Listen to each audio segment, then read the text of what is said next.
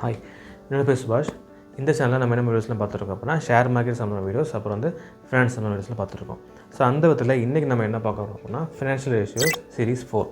So series 1, 2, 3 வந்து ஏற்கனவே நம்ம வந்து அப்லோட் பண்ணிட்டோம். அதை பார்க்காதவங்க அதையும் நாங்கள் பார்த்து வந்திருக்கேன். ஸோ ஓகே, இன்றைக்கி சீரிஸ் 4ல் வந்து நம்ம என்ன பார்க்க போகிறோம் அப்படின்னா மேனேஜ்மெண்ட் எஃபிஷியன்சி ரேஷியோஸ். ஸோ இந்த மேனேஜ்மெண்ட் எஃபிஷியன்சி ரேஷியோஸ் என்ன சொல்ல வருது, ஸோ இது கீழே ஒரு என்னென்ன டைப்ஸ்லாம் இருக்குது. ஸோ அந்த மாதிரி டீட்டெயில்ஸ்லாம் பார்க்கலாம் வாங்க.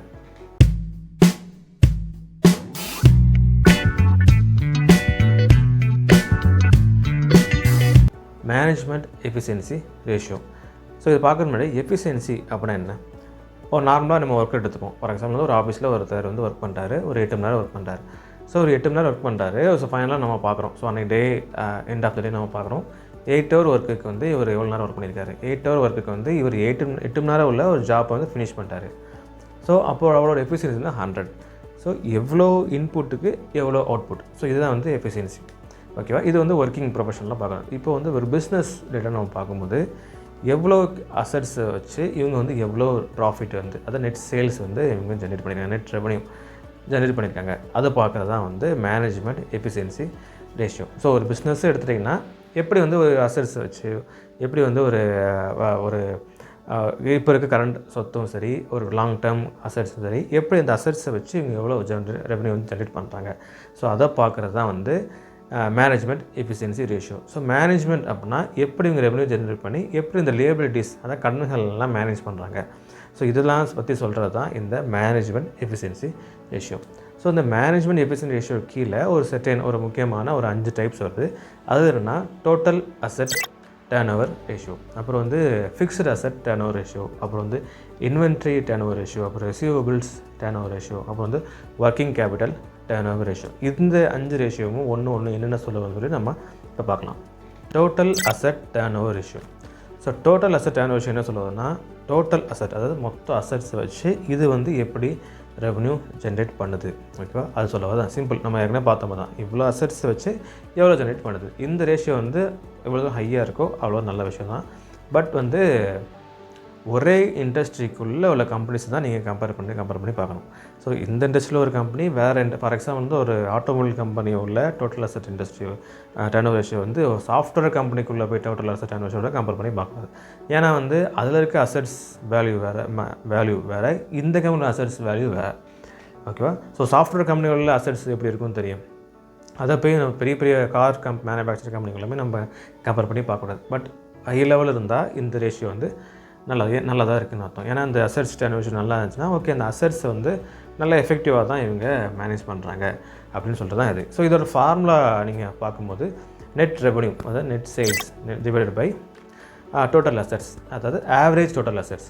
ஸோ ஆவரேஜ் டோட்டல் அசட்ஸ்னால் என்ன சொல்ல வருதுன்னா இயர் ஸ்டார்டிங்கில் இவ்வளோ டோட்டல் அசட்ஸ் எவ்வளோ இருந்துச்சு, அதாவது இயர் எண்டிங்கில் வந்து டோட்டல் அசட்ஸ் எவ்வளோ இருந்துச்சு, இது ரெண்டையும் ப்ளஸ் பண்ணி டிவைட் பை 2ஓட வர வேல்யூ தான் ஆவரேஜ் டோட்டல் அசட்ஸ். ஸோ இதை வந்து நெட் சேல்ஸோட நம்ம டிவைட் பண்ணி பார்க்கும்போது ஒரு செட்டான வேல்யூ வரும். அதை தான் வந்து total asset turnover ratio. So சிம்பிள்னா இருக்கிற அசட்ஸை வச்சு இவங்க எவ்வளோ ரெவன்யூ ஜென்ரேட் பண்ணுறாங்க அதை சொல்ல தான் இந்த total asset turnover ratio. இது வந்து fixed asset turnover ratio. So fixed asset first total அசட்லாம் பார்த்தோம். அது வேல்யூலே டோட்டல் அசட்டு அந்த நேம்லேயே தெரிஞ்சிச்சு மொத்த asset. So fixed asset turnover ratio வந்து என்ன சொல்ல வருதுன்னா இந்த கம்பெனியோட ஆப்ரேட்டிங் எஃபிஷியன்சி எப்படி இருக்குது. ஸோ ஆப்ரேட்டிங் எஃபிஷியன்சி பார்க்க முடியாது ஃபிக்ஸ்டு அசட் என்ன பார்ப்போம். ஸோ ஒரு ப்ரொடக்ஷன் கம்பெனி எடுத்துவாங்க, ஒரு ஸ்டீல் கம்பெனி எடுத்துவாங்க. ஸோ அதில் இருக்க மிஷின்ஸ் சிஎன்சியாக இருக்கணும், லேத்தாக இருக்கணும். ஸோ இந்த மிஷின்ஸ் தான் ஃபிக்ஸ்ட் அசட். ஓகேவா? ஸோ இதை எதை குறிக்க சொன்னேன், ஆப்ரேட்டிங் எஃபிஷியன்சியை குறிக்க சொன்னேன் அதுதானே. ஸோ இந்த ஃபிக்ஸ்டு அசட் மூலமாக அந்த கம்பெனியோட தான் ஆப்ரேஷன் நடக்கும். ஃபார் எக்ஸாம்பிள் வந்து ஒரு ஸ்டீல் பார்ட் எதை ப்ரொடியூஸ் பண்ணுறாங்க அப்படின்னா ஸ்டீல் பார்ட் எது ப்ரொடியூஸ் பண்ணுறதுனா சிஎன்சி மிஷின் வச்சுக்கோங்களேன். ஸோ அந்த சிஎன்சி மிஷின் தான் ஃபிக்ஸ்டு அசட். அது மூலமாக தான் மொத்தம் ஆப்ரேஷனுமே நடக்குது அப்படின்னா ஸோ கண்டிப்பாக இந்த ஃபிக்ஸ்டு அசட் என்ன விஷயம் என்ன கொடுக்குதுன்னா ஆப்ரேட்டிங் எஃபிஷியன்சி எப்படி இருக்குது அது சொல்ல வருது. ஸோ இதே சாஃப்ட்வேர் கம்பெனி எடுத்துட்டிங்கன்னா அதில் ஃபிக்ஸ்டு அசட் என்னென்னா லேப்டாப்ஸ், மானிட்டர்ஸ், கம்ப்யூட்டர்ஸ், அப்போ டெஸ்க்டாப், இதுதான் வந்து அதோட fixed asset. So fixed asset மூலமாக எவ்வளோ ப்ராஃபிட் ஜென்ரேட் பண்ணுறாங்க. ஸோ நிறைய அசட்ஸ் இருக்கும். ஓகேவா? அதில் ஃபிக்ஸ்ட் அசட்னால் இந்த மாதிரி அசட்ஸ் தான். ஓகேவா? ஸோ எக்ஸாம்பிள் உங்களுக்கு புரிஞ்சுன்னு நினைக்கிறேன். இந்த அசட்ஸ் மூலமாக எவ்வளோ ஜென்ரேட் பண்ணுறாங்க. இது அதை விட கொஞ்சம் இன்னும் கொஞ்சம் ஸ்க்ரூட்டனைஸ் பண்ணி போகிற மாதிரி டோட்டல் அசட் டர்ன் ஓவர் ரேஷியோட இது கொஞ்சம் கொஞ்சம் வந்து டீப்பாக போகிற மாதிரி.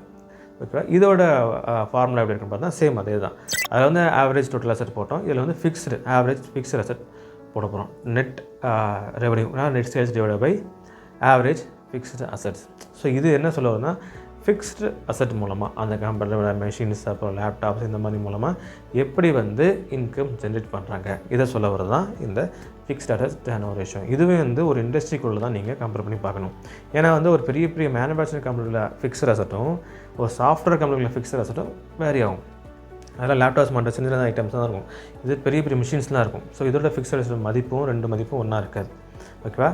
ரொம்பவே வேரி ஆகும். ஸோ அதை கம்பேர் பண்ணி பார்த்துட்டு நீங்கள் வந்து இதுதான் பெஸ்ட்டு அப்படின்னு கம்பேர் பண்ண முடியாது. ஒரே இண்டஸ்ட்ரியில் சொல்ல கம்பெனிஸ் தான் நீங்கள் கம்பேர் பண்ணி பார்க்கணும். So fixed asset turnover ratio வந்து என்ன சொல்ல வந்து உங்களுக்கு புரிஞ்சிருக்கும் நான் நம்புகிறேன். நெக்ஸ்ட் வந்து inventory turnover ratio. So inventory அப்படின்னா என்னென்னா, ஒரு ப்ராடக்ட் தயார் பண்ணுறதுக்கு தேவையான பொருட்கள் எல்லாமே வந்து ஒரு இன்வென்ட்ரி அந்த ஏரியாவில் தான் வச்சுப்பாங்க. ஓகே, ஃபார் எக்ஸாம்பிள் ஒரு சமையல் பண்ணுறோம். ஸோ வந்து முழு ப்ராடக்ட் இப்போ ஃபார் எக்ஸாம்பிள் ஒரு ரெசிபி பண்ணுறோன்னா அந்த ரெசிபி வந்து ப்ராடக்ட். ஸோ அதுக்கு தேவையான திங்ஸ்லாம் வந்து கிச்சனில் வச்சுருப்போம்ல. ஸோ அதான் வந்து இன்வென்ட்ரி. ஸோ இதே வந்து இந்த இண்டஸ்ட்ரி கூட அப்ளை பண்ணிங்கன்னா, ஒரு கார் மேனுஃபேக்சரிங் பண்ணுறாங்கன்னா ஒரு கார் வந்து ப்ராடக்ட். ஸோ அது தேவையான இன்வென்ட்ரி, அதெல்லாம் தேவையான பொருட்கள் எங்கே இன்வென்ட்ரியில் இருக்குது. So tyre, for example tyre, seat, nut, bolt எல்லாமே இன்வென்ட்ரியில் இருக்குது. ஸோ இந்த இன்வென்ட்ரியை வச்சு கம்பேர் பண்ணி பார்க்குறதா, இன்வென்ட்ரி மூலமாக எவ்வளோ ஜென்ரேட் பண்ணுறாங்க அது பார்க்குறதா இந்த இன்வென்ட்ரி டர்ன்ஓவர் ரேஷியோ. இது மூலமாக நம்ம என்ன தெரிஞ்சுக்கலாம்னா, அந்த கம்பெனியோட ப்ராடக்ட் இருக்குல்ல, அந்த கம்பெனியோட ப்ராடக்டோட குவாலிட்டி எப்படி இருக்குது அதை வச்சு தெரிஞ்சுக்கலாம். ஓகே, ஸோ இதோட ஃபார்முலா என்னென்னா, net sales divided by average inventory. So net sales கூட போடலாம். பட் இன்னும் கொஞ்சம் டெப்த்தாக கரெக்டாக போனால் cost of goods sold, COGS அப்படின்னு சொல்லலாம். எவ்வளோ கூட்ஸ் சோல்டாக இருக்குது, ஸோ அதோட மதிப்பு. அந்த கூட்ஸ் சோல்டாக இருக்குல்ல, ஃபார் எக்ஸாம்பிள் வந்து ஒரு கார் ரெடி பண்ணுறாங்க அப்படின்னா அந்த மந்தில் வந்து ஒரு 1000 கார் டெலிவரி இருக்குது. ஸோ அந்த 1000 காரோட மதிப்பு காஸ்ட் ஆஃப் கூட்ஸ் சோல்டு, அந்த மதிப்பையும் divided by average inventory. So inventory வந்து காலியாகணும் அப்படின்னா ப்ரொடக்ஷன் நடந்துருக்கணும். ப்ரொடக்ஷன் நடக்குது அப்படின்னா சேல்ஸ் நடந்துருக்கணும். சேல்ஸ் நடக்குது அப்படின்னா அந்த குவாலிட்டியோட, அந்த ப்ராடக்டோட குவாலிட்டி வந்து மக்களுக்கு பிடிச்சி போச்சுனால தான் இதெல்லாம் நடக்குது. ஸோ இன்வென்ட்ரி ஸ்டார்டிங்கில் எவ்வளோ இன்வென்ட்ரி இருக்கோ, அப்புறம் இயர் எண்டில் எவ்வளோ இன்வென்ட்ரி இருக்கோ, ரெண்டையும் ப்ளஸ் பண்ணி பார்த்து டிவைட் பை 2 தான் ஆவரேஜ் இன்வென்ட்ரி. ஸோ இதை வந்து cost of goods sold or net sales இது கூட கம்பேர் பண்ணும்போது இந்த இன்வென்ட்ரி டர்ன்ஓவர் ரேஷியோ வந்துடும். ஸோ இது எந்தளவுக்கு ஹையாக இருக்கோ அந்தளவுக்கு வந்து கரெக்டாக இன்வென்ட்ரி வந்து கரெக்டாக வந்து ப்ராடக்டாக கன்வெர்ட் ஆகிட்டுருக்கு அப்படின்னு சொல்லிட்டு நம்மளுக்கு ஒரு ஐடியா கிடைக்கும். ஸோ இன்வென்ட்ரி டர்ன்ஓவர் ரேஷியோ வந்து என்ன சொல்லுவோம்னு சொல்லி உங்களுக்கு புரிஞ்சிருக்கும் நான் நம்புகிறேன். அடுத்து வந்து ரெசீவபிள்ஸ் டர்ன்ஓவர் ரேஷியோ. ரெசீவபிள்ஸ் அப்புறம் என்னென்னா, ஒரு கம்பெனி வந்து கன்சியூமர்ஸுக்கு கிரெடிட்டில் கொடுத்துருவாங்க. அதாவது ப்ராடக்ட்டை வந்து கொடுத்துருவாங்க, அமௌண்ட் வந்து அப்புறம் தான் வாங்கிப்பாங்க. ஸோ பெஸ்ட் எக்ஸாம்பிளாக நம்ம பார்க்கலாம், நம்ம வந்து கவர்மெண்ட் எலக்ட்ரிக் பவர் மணி கொடுக்குறோம்ல, அதாவது எலக்ட்ரிக் சப்ளைக்கு பணம் செலுத்துகிறோம் பார்த்தீங்களா. ஸோ எப்போ செலுத்துகிறோம், ஸ்டார்டிங்கில் செலுத்துகிறோம், அப்புறமா அங்கே பவர் அனுப்புகிறாங்க, பவர் சப்ளை கொடுக்குறது இல்லை, ஒரு 2 months வந்து அவங்க சப்ளை கொடுத்துருவாங்க. அப்புறம் 2 months கழிச்சு நம்ம எல்லாம் யூஸ் பண்ணிட்ட அப்புறம் தான் நம்ம பணமே அனுப்புவோம். ஸோ இதுதான் வந்து கிரெடிட்டில் கொடுக்குறது. ஸோ இதெல்லாம் வந்து ஃபார் எக்ஸாம்பிள் வந்து அந்த கவர்மெண்ட் அந்த கம்பெனிக்கு வந்து அந்த எலக்ட்ரிக்கல் கம்பெனிக்கு வந்து நம்ம எவ்வளோ கொடுக்க, ஃபார் எக்ஸாம்பிள் 2000 கொடுக்கணும் வச்சுக்கலாம். ஸோ 2 months கழிச்சு கொடுக்க போகிறோம், 2000 கொடுக்க போகிறோம். இது வந்து ரெசீவபிள்ஸ் போட்டு 2000 போட்டு அசட்ஸில் இருக்கும். இது ஒரு சொத்து தானே, அவங்க சொத்து வரவு தானே. ஸோ வந்து அசட்ஸ்ன்னு சொல்லிட்டு அசட்ஸ் செக்ஷனில் ரெசீவபிள்ஸ் போட்டு 2000. ஸோ இந்த மாதிரி எவ்வளோ அமௌண்ட் அவங்களுக்கு வர வேண்டியது இருக்குது. ஸோ இதை கம்பேர் பண்ணி பார்க்குறது தான் ரெசீவபிள்ஸ் டர்ன்ஓவர் ரேஷியோ. ஸோ இவ்வளோ ரெசீவபிள்ஸ் வந்து வர வேண்டியிருக்கு. ஸோ இதனால வந்து இவங்களுக்கு வந்து எவ்வளோ ஜென்ரேட் ஆகுது ரெவன்யூ. ஸோ அதை கால்குலேட் பண்ணுறது தான் இந்த ரெசீவபிள்ஸ் டர்ன்ஓவர் ரேஷியோ. ஸோ இதுக்கும் சேம் ஃபார்மா தான். என்ன கீழே வந்து ரெசீவபிள்ஸ் வரும், net sales divided by average receivables. So இது வந்து ரெசீவபிள்ஸ்னால் என்னென்னு தெரிஞ்சுருவாங்க. ஸோ அது மூலமாக இவங்க எவ்வளோ ஜென்ரேட் பண்ணுறாங்க அது சொல்லுவது தான் ரெசீவபிள்ஸ் டர்ன்ஓவர் ரேஷியோ. நெக்ஸ்ட்டு வந்து லாஸ்ட் வந்து working capital turnover ratio. So working capital அப்படின்னா டே டு டே வந்து இவங்க எப்படி பிஸ்னஸ் ரன் பண்ணுறாங்க, அதுக்கு ஒரு கேபிட்டல் தேவைப்படும்ல.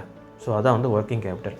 ஸோ ஒர்க்கிங் கேபிட்டல் இது வந்து எப்படி வந்து கண்டுபிடிக்கிறாங்க அப்படின்னா, அந்த ஸ்டார்டிங்கில் வந்து எவ்வளோ, அதாவது ஸ்டார்டிங் ஒர்க்கிங் கேபிட்டல் எவ்வளோ பார்க்கும்போது கரண்ட் அசட்ஸ், அதாவது ஒர்க்கிங் கேபிட்டல் நம்ம கண்டுபிடிக்கணும் அப்படின்னா தற்போதைய சொத்து மதிப்பு, அதை வந்து மைனஸ் தற்போதைய கடன்கள், current liabilities. Current assets minus current liabilities தான் ஒர்க்கிங் கேபிட்டல். இது ஸ்டார்டிங்கில் ஒன்று கால்குலேட் பண்ணி வச்சுக்கணும். அப்புறம் வந்து எண்டில் வந்து current assets minus current liabilities. So இது எவ்வளோ இருக்குது, ரெண்டும் ப்ளஸ் பண்ணி டிவைட் பை 2 போடும்போது ஆவரேஜ் ஒர்க்கிங் கேபிட்டல் வந்துடும். ஓகேவா? இந்த ஒர்க்கிங் கேபிட்டலை நம்ம நெட் சேல்ஸ் கூட டிவைட் பண்ணும்போது இந்த working capital turn over ratio வந்துடும். ஸோ வந்து இதை நீங்கள் வச்சு பார்க்கும்போது எவ்வளோ தூரம் அதிகமாக இருக்கோ அவ்வளோ தூரம் ரொம்ப நல்லது. ஏன்னா வந்து டே டு டே வந்து உங்கள் ஆப்ரேஷன் ரன் பண்ணுறதுக்கு இவங்கக்கிட்ட போதுமான வருமானம் இருக்குது. அதை தெரிஞ்சுக்க தான் இந்த working capital turn over ratio. ஓகேவா? ஸோ இது வந்து என்ன சொல்ல வருதுன்னு சொல்லிட்டு ஒர்க்கிங் கேபிட்டல் அப்படின்னா வந்து என்ன சொல்ல சொல்லி உங்களுக்கு ஓரளவு ஐடியா எடுத்து நம்புகிறேன். ஸோ இந்த வீடியோவில் மேனேஜ்மெண்ட் எஃபிஷியன்சி ரேஷியோ அப்படின்னா என்னென்னு பார்த்தோம். ஸோ அது கீழே வந்து முக்கியமான ஒரு 5 டைப்ஸ் என்னென்னு பார்த்தோம். ஸோ இந்த வீடியோஸ் உங்களுக்கு புரியலன்னா திருப்பி பாருங்கள். நீங்கள் பார்த்துருக்கீங்க இந்த ஐடியாஸ் இருக்குன்னா ஒவ்வொரு கம்பெனியில் உள்ள எல்லா ரேஷியோஸும் கம்பேர் பண்ணி பாருங்கள். ஸோ இந்த சீரிஸ் 4 தான் நீங்கள் இடையில வந்து பார்க்குறீங்க அப்படின்னா இதுக்கு முன்னாடி இல்லை சீரிஸ் 1, 2 and 3 அதில் உள்ள ஃபினான்ஷியல் ரேஷியோஸ் என்னென்னு சொல்லி ஒன்றா நீங்கள் பாருங்கள். ஸோ நெக்ஸ்ட் வீடியோவில் அதாவது சீரிஸ் 5ல் வந்து இன்னொரு ஃபினான்ஷியல் ரேஷியோட உங்களை வந்து நான் மீட் பண்ணுறேன். Bye.